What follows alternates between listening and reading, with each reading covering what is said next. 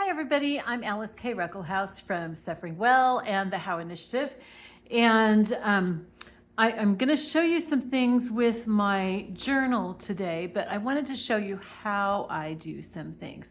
And you'll probably hear my dog making moaning sounds. And sometimes barking. She's talking to the horses across the street. I'm back at my friend's house again. Okay, so before I came over here, I printed out some things, and I printed up a whole bunch of clip art for myself. And I wanted to show you how you can get the same thing, okay? So I use ChatGPT.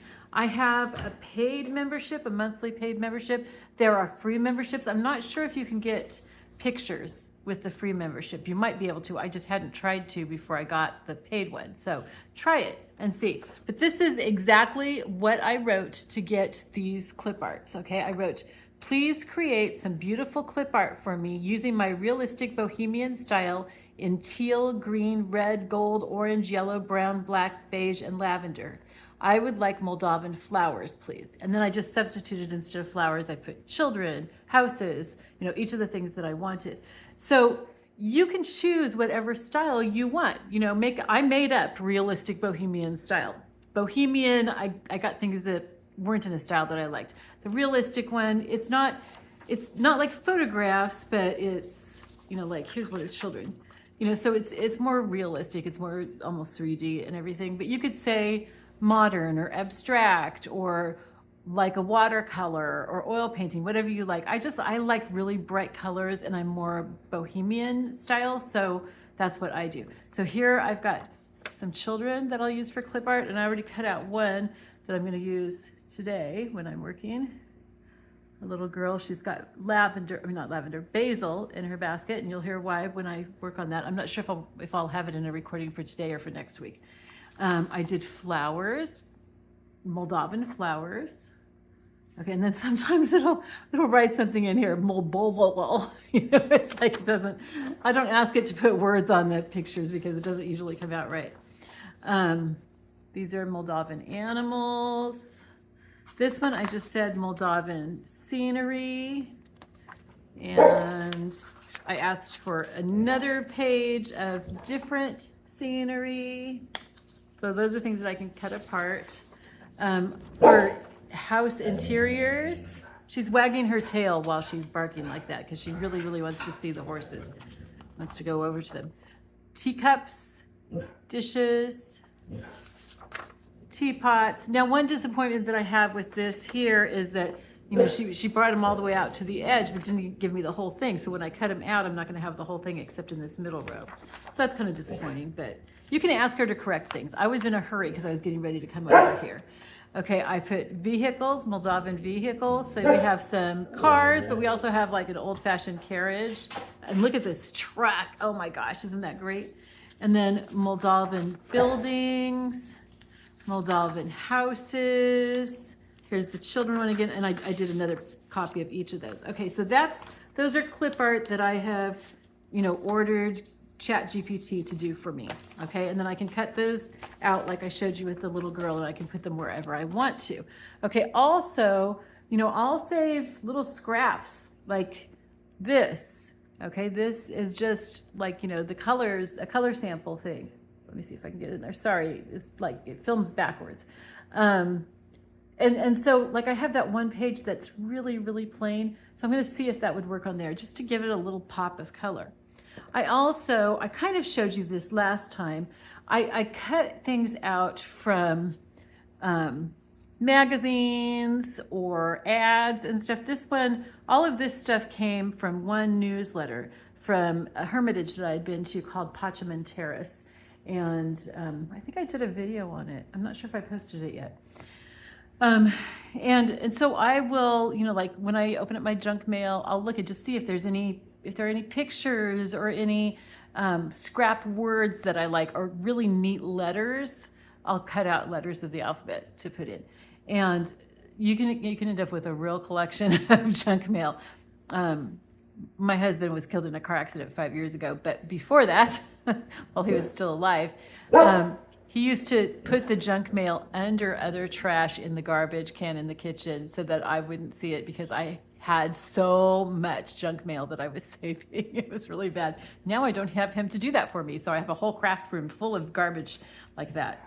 Okay, so then this is another thing. And if you want me to show you how to make something like this, I can show you that. I'll have to do it at home by my sewing machine, but I don't mind at all. I love making this. So this is called Franken paper.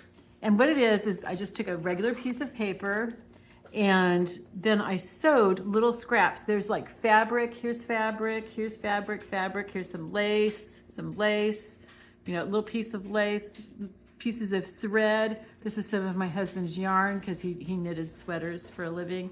And then there's pieces of paper, just paper scraps all over it. And I just sew it all on with a zigzag stitch. Most people, when they make Franken paper, they glue it on. So you could do that too. You could glue that on just with your normal Elmer's glue stick.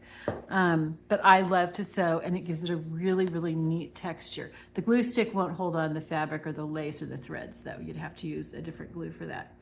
And then I don't cut the sides. You can cut the side if you want to make it straight, but I like it to be all like this. And then I use, I have it with me, but it's not here at the table, so I'll show you a different time. I use distressing ink to go all the way around the edges. You can use this as a cover if you want to. Just fold it and make it into a cover. I don't want to fold it, sorry. I don't want to fold it, but, and I also have, you know, like I use some of my stamps on it, inscribed on the palm of his hand. It says here from Isaiah 49:16, and here's, once in a lifetime you meet someone who changes everything. Here's a little, I think this is a scrap from one of my novels, and that too. You know, so there's just like all kinds of really cool stuff on here. And so you could use it whole like that. Oh, here's a postmark. And sometimes I put stamps, old stamps that are, you know, like still have the paper around them and stuff. Here's another postmark. But the other thing you can do is you can cut these into belly bands, which I haven't shown you in my journal yet, but that's where you have a page and you have a piece of paper that goes across it like this, and then you can just tuck stuff into it that way. You can make pockets from this. You can just make all kinds of stuff from this. It's really neat. It's very sturdy, okay? So it won't stay on, like this whole paper or pieces of it won't stay on the pages with Elmer's glue, okay? I use a different glue for that. This called the Ultimate Crafter's Pick, the Ultimate Glue. It's wonderful. It holds anything, glass, plastic, wood, whatever. It holds everything together. It's almost like super glue. It's a little expensive. It's like $8 for a bottle like this, but it lasts me a long time. And it's very, very thick, so you want to keep it upside down all the time. And then it'll grow little, what we call glue boogies on it here that you want to pick off before you use it again. What else? I usually, like when I'm making junk journals, I sew. And I'm a little different in that. I don't know anybody else who sews everything. So you can glue everything. But I just like to sew because all that wonderful texture, it's just really nice. And on the back, look at that. Isn't that cool? Nobody's ever going to see that, but I love it. Okay, so those are just some of the things. So now I want to show you, I'm going to go ahead. I have a little bit of time. I'm expecting my mom here pretty soon. It's New Year's when I'm recording this, and she's coming over here to my friend's house. Okay, so I had a page that I showed you last week that I want to put something on the back of. Where is it? This was about the flag. Okay, so remember I said I hadn't printed anything out, so now I have. I had ChatGPT, who I call Hester after my grandma. I had Hester print out an eagle for me and an auric. I don't think that, let me see here. I don't think they are really that color. I thought that was pretty funny. Is that the color of their flag? Let's see. Where's the flag? There it is. Red, yellow, and blue. Yeah, I guess she made the auric in the color of the flag. That's pretty funny. But anyway, so I'm going to cover up my writing there, and I'm also going to put this eagle on here. So let's go ahead and get a scrap of paper. Like I said, at home, I like to use a magazine, and I just tear off the pages after I use them, but I don't have any magazines here. I don't want to completely clutter my friend's house with junk, like my house is. That's what's so nice about doing it here, because now my house has so much junk that it's not fun to do stuff there anymore. Okay, so I'm going to put the eagle on first, right there. I should have taken this page out because with the stuff under it, it's a little bit hard to get it flat, but I did get it flat. And then I'm going to glue this one. And I like this kind of glue, this Elmer's purple glue, because I can see where I've gotten the glue.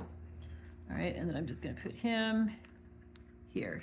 That way I have an illustration with it. And it just looks so much better when you've got some color on the page. Of course, you don't have to have color on your page. It's just, you know, it's just me. Okay, so I want to do a few pages. I want some blank pages. And I'm going to take them out because they're a lot easier to work on when you're out. And one of the wonderful things about using a binder is that I can change the order of my pages if I want to. Okay, so I don't really have to do it in the order that I'm going to eventually have it. All right, so I have the national flower, and I also have basil. Okay, but here's the national flower, which is the dog rose. Okay, and the national tree is a walnut tree. Okay, so the dog rose, I want to put the picture and this article that I found here. I think I'm going to round the corners a little bit. You can see, like, on the things that are written that I cut out, I can't cut a straight line to save my life unless there's an actual line there, and even then it's kind of questionable. And so it's kind of like if you can't beat them, join them. I just go ahead and cut in curves.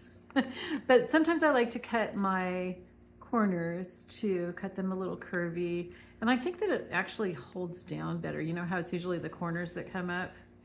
Another thing you can do is if you want to just cut a diagonal snip from your corners. At home, I have an old credit card that I cut the corner off of it, and then I use that for a guide so that they all come out at the same angle, everything that I cut that way. So do I want it like this, or do I want it like that? I don't want it just straight up and down. Okay, I'm going to put this on first. Piece of paper here. Okay.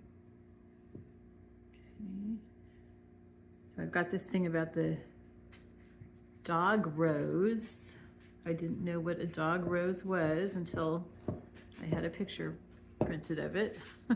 I love roses. At my house in California, that I planted myself, I had over 40 rose bushes and a lot of climbing roses too. And let's see, I don't have my phone here because I'm using it to record, so I'm going to use this flat edge just to smooth it out, get any bubbles out of it, and just to, like, I push down when I'm doing it so it goes down hard. Anyway, I had a bunch of climbing roses too, so my arms were always scratched up because I was always training them. And I had created a, over my walkway up to my house, I had created a tunnel from the climbing roses. It took me 3 years to train them. And it was so cool because you could walk under there and it smelled really nice, but also it was nice and cool under there in the summer. And so sometimes we would just pull our chairs there and hang out. So that was really nice. So I love roses, but I never heard of a dog rose before. So here I have what the dog rose, I'm sorry, it's the opposite direction of the way that I think it's going. What it symbolizes, and that it has both positive and negative symbolic meanings, with pain and pleasure being the two main themes. That makes sense with a rose, right, with the thorns. And then the seasonal meaning, the arrival of spring, because it's one of the first bushes to bloom after winter. Okay, so that'll go in. And I think I'm going to go ahead and stop there. I also have some basil and I have a walnut tree, but you don't need to watch me doing that. And yeah, I'll just do that on my own and I'll show you when I'm done. But thanks for joining me. So if you're kind of following along and doing this, find out what your country's flower is, if they've got other plants that are symbolic for them and meaningful, and what their tree is. I'll probably be doing their song next. Oh, I wanted to read this. This is so cute. In Moldovan folklore, Accepting a sprig of basil from a woman is believed to signify a man falling in love with her. So, ladies, just keep that in mind. Men, be forewarned. All right, I love you all. Have a happy New Year. I know you're not going to see this on New Year's. It'll probably be like 2 weeks from now. But I love you all. I hope your New Year is going well. I love you all. Bye-bye.